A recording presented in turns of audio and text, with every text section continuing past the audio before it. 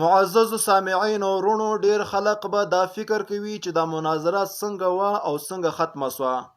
نو اصل حقیقت د مناظرې دا دی چې یو څو کاله وړاندې د قاري یعقوب صاحب د بچیانو د سربندیانې وې د شابیزۍ. نو موږ ته هم دعوت کړی، موږ ورغلو او د کوټې څخه یا د پښین څخه یو عالم راوستلی وو. هغې ته دا موضوع ورکړله چې ته پر توحید باندې بیان وکړه. دلته په علاقه کې شرک کېږي، ته پر توحید باندې بیان وکړه، دا خلق د شرک څخه رابند کا. دی چې راپورته سولو دا مولا صاحب هغه شیانو ته شرک ویلو چې هغه شرک نه ولو. موږ پرچې ورکړله چې وروره د دې موضوع څخه واوړه. دلته الحمدلله ټول موحدین دي، دلته هیڅوک شرک نه کوي، دلته شرک نشته. ګناهګاره به وي، دا خلق به ګناهګاره وي، عوام دي، خو شرک څوک نه کوي. دا موضوع پرېږده، کني موږ سره پر دې موضوع باندې مناظره مقرره که، بحث راسره مقرر که. خو هغه عالم دا خبرې څخه واوښتی. نو دا خبره پاته وه. اوس یو څو شپې 15 ورځې وړاندې د قاري یعقوب صاحب دغه بچی بیا موږ سره میلاو سولو، بیا هغه زړه موضوع تازه کړله چې زه له تې سره په توحید باندې علما کښېنوم. نو موږ ټیم ورکړي چې وروره موږ څلورم ورځ ټیم ورکړي چې د جمعرات په ورځ باندې موږ درځو ستا کور ته او عالمان راوله، موږ تاسو سره بحث کوو. زموږ طرفه څخه زه مفتی هاشم نعماني صاحب او زما ورور مفتی ثناء الله عمري صاحب موږ مناظرې ته تیار یو پر دې موضوع باندې چې زموږ په علاقه کې شرک نسته، چا شرک نه دی کړی، ګناهګاره به وي. تاسې د شرک تعریف نه پیژنئ، تاسې توحید نه پیژنئ، هسې بې ځایه ټاپې مه لګوئ. هغه راته وویلې نمبر یې واخیستی چې زه به تاسې ته ټلیفون کوم، نن به ټلیفون کوم یا به سبا ټلیفون کوم چې تی پلانکی ټیم ته راسي مناظرې ته. موږ په انتظار ولو تر دې حده پورې چې په مختلفو ټلیفونو باندې نمبرو باندې ټلیفونونه کېدلو، خو بحث به کولو. خو دا زما ورور مفتی صاحب ورته تر 20 واره هر کس زیات ویلی دي چې وروره دا د ټلیفون بحث خوند نه کوي. موږ ټیم ټاکلی دی، د جمعرات ورځ ده، د قاري یعقوب صاحب د شابیزۍ کور دی. موږ درځو، د معززو خلقو په وړاندې باندې به موږ بحث سره کو پر دې موضوع باندې چې دلته کې کفر شرک نسته، تاسې پر غلطه باندې یاست. نو پر مختلف نمبرو باندې هغوی ټلیفونونه کول، خو بیا اخره کې د قاري یعقوب صاحب زوی ټلیفون وکړي، هغه سره هم 20 منټه 25 منټه خبرې سوي دي. هغه هم په زما ورور ته بار وایي ټیم ټاکلی سوی دی، موږ درځو. هغه وایي د بحث ضرورت نشته، مناظره هغه ریکارډ موږ کړی دی، موږ سره موجود دی، په وخت د ضرورت کې به انشاءالله تعالی هغه بیا موږ شیر کوو. نو د مناظرې بیا موږ ته مشرانو وویلې چې وروره دا خلک تیار نه دي، مه ورځئ. نو په دې وجه باندې دا مناظره چې دی هغه بیا پاته سوله. او دغه رقم یو بل عالم ولو حیات الله د پښین موږ سره میلاو سولو. موږ ته وویل چې سی په علاقه کې شرک کېږي، تی دا شرک ولې نه مانع کوئ؟ هغه سما تشریح طلب کړه چې تاسې شرک څه ته وایئ؟ وایي ستاسې د علاقې خلک چې دغه وسیله مني. مطلب چې څوک وایي چې یا الله پاک د نبی علیه الصلاۃ والسلام په خاطر باندې، د نیکانو صالحانو په خاطر باندې زما د مشکل حل که، ما ته اولاد راکړه، وایي دا شرک دی. دا رقم وایستی په مسجدونو کې یا الله او یا محمد لیکل کېږي، وایي دا شرک دی. دغه رقم وایستاسې خلک چې دي قبرو ته ولاړ سي، هلته کې په قبر باندې تبرک عقیده ورته ساتي، هلته کې دعاګانې قبلیږي، وایي دا د شرک عادي دي. نو لحاظه ستاسې د علاقې خلک وایي دا مشرکان دي. ما ورته وویلې چې پر دې باندې ما سره لیکل وکړه، ما سره مناظره مقرره کړه، بیا د ما څخه نمبر واخیستې، ما د هغه څخه نمبر واخیستې. 15 ورځې بیا نمبر بند ولو، بیا چې ټلیفون وکړې بیا نورې خبرې شروع کړې، لکه څه رقم چې د قاري یعقوب صاحب زامن چې تیار نسلو، دا رقم هغه هم تیار نسلو. عرض مې دا کولو چې نن سبا پنجپیرې چې پیژنې، دغه په خوله کې به د شرک او د بدعت ټاپې پرتې وي. په د یوه سترګه باندې بیلیبل چې دی هغه د شرک لګولی، دا چې په دې سترګه چې چا ته وګوري هغه ورته مشرکان ښکاره کېږي.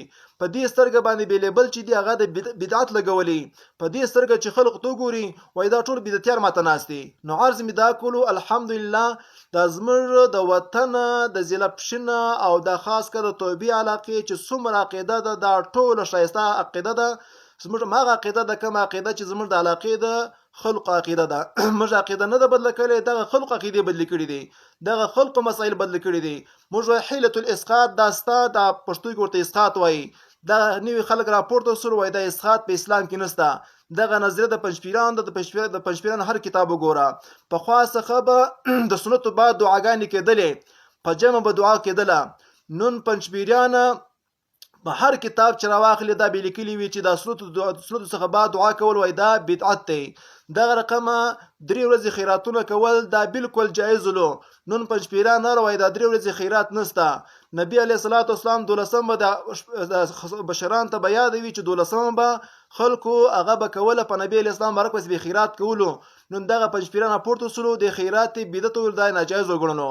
دغه رقمه خوردی راواخله، زیارت القبور راواخله، الته کې مړو د نیکانو صالحانو د قبرونو سره دعاګانې قبلیږي. دغه پخوا زمانې څخه دا شی روانولو. نو نوي ملایان پورته سوي دي وای دا شی بدعت دی او دا شی شرک دی او دا غلطي خبرې کوي. نو عرض می دا کو الحمدلله موږ پر زړه عقیده باندې یو. موږ وای چې زموږ د پاره دلیل قرآن دی، زموږ د پاره دلیل چې د نبی اسلام احادیث دي، د صحابه کرام اقوال دي. موږ د امام ابو حنیفه رحم الله په مذهب باندې یو. او بل خبره دا ده چې د پنځپیریان یو د عادت دی چې د خپل علاقې معتبر عالمه چې خلق ورپسې روان وي دوی په یو طریقه باندې بدناموي چې دغه سړی بریلوی دی، له ده څخه تی اجتناب وکړي. نو بریلیت نوم خو دا ډېر بدنام دی. نو دوی کوشش دا کوي چې یو عالمه دا په دې نوم باندې بدنام کړي چې دا بریلوی دی، په ده پسې خلق ولاړ نسي. د دې زه تاسې ته یو څو مثاله درکوم. عنایت الله برهاني صاحب جید عالم د دیوبند دی. ولاړ څه د پنځپیرانو څخه پوښتنه وکړه تا ته به وایي چې دا بریلوی دی. دا رقم ډاګي حمدالله جان رحمه الله یو ډیر د دیوبند یو ډیر جید عالم دی. هغه وفات شوی دی. دغه باره کې چې پوښتنه جوړه کړي د پنځپیرانو څخه وایي دا د بریلویانو مشر ورو. دغه رقمه مفتی ګوهر صاحب چې اوس هم ژوندی دی د هغې په باره کې پوښتنه د پنځپیرانو څخه وکړه تا ته به وایي چې دا بریلوی دی. دغه رقم دا خو ژوندي علما دي.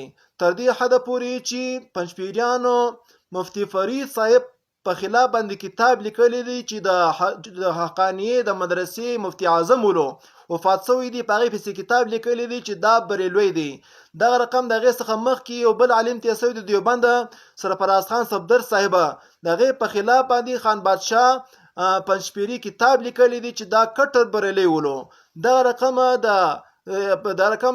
د پنځپیرانو یو بل کتاب دی چې د فضل اعمال په خلاف لیکل شوی دی او دا یې ثابت کړی ده چې مولانا زکریا صاحب چې دا فضل اعمال لیکلی دی وایي دا د بریلیانو کتاب دی، په دې کې شرکي واقعات دي، په دې کې شرکي خبرې موجودې دي. نو چې څوک په مولانا زکریا رحم الله مبارک باندې یا څوک په مفتی فرید صاحب باندې، څوک مفتی ګوهر صاحب باندې، څوک په عنایت الله برهاني صاحب باندې، څوک په دې سرفراز خان صفدر صاحب باندې د بریلیت ټاپی لګوي نو موږ ورته څه شي یو پر موږ باندې به خامخا لقوي خامخا به لګوي. دا د پنځپیرانو یو زوړ عادت دی. په دې خبرو د پنځپیرانو بس مدو کې ګرځي. الحمدلله موږ حنفیان یو، د امام ابو حنیفه رحم الله په مذهب باندې یو او د دیوبند د مشرانو چې څومره مشران تیر شوي د هغې موږ په کلکه باندې تایید کوو او موږ تایید کوو. هغه زموږ استادان دي، زموږ سند چې دي پر دیوبند باندې ورځي. نو عرض می دا کولو چې دی خلکو په خبرو پسې مزي دا صرف او صرف دا کوشش کوي چې دا په کومه طریقه باندې موږ بدنام کو چې دا پنځپیریان دي. نو الحمدلله موږ په کلکه باندې د علماء دیوبند چې کوم مشران د هغې موږ تایید کوو، د هغې په نقش قدم موږ روان یو. زه چې کومه خبره کوم الحمدلله زما خبره به خامخا د دیوبندیانو په کتابونو کې موجوده وي. نو لحاظه د پنځپیریان په خبرو پسې مزي دا پنځپیریان دي، دا زړه عقیده یې پرېښې ده. الحمدلله موږ د مشران تابعدار یو. خو چونکې یو خبر موږ کوو چې موږ بعضې دیوبندیان نه منو. دا موږ ولې کوو؟ دا په دې وجه باندې کوو چې کله ناکله د دیوبند په لباس کې، د دیوبند په جامه کې پنځپیریت ته خلک خدمتونه کوي. نو په دې وجه باندې موږ څه وایو چې دا بعضې دیوبندیان موږ نه منو، ولې دا په نوم دیوبندیان دي، په حقیقت کې دا پنځپیریان دي. نو اصل مسله د دې واقع دغه وله معززو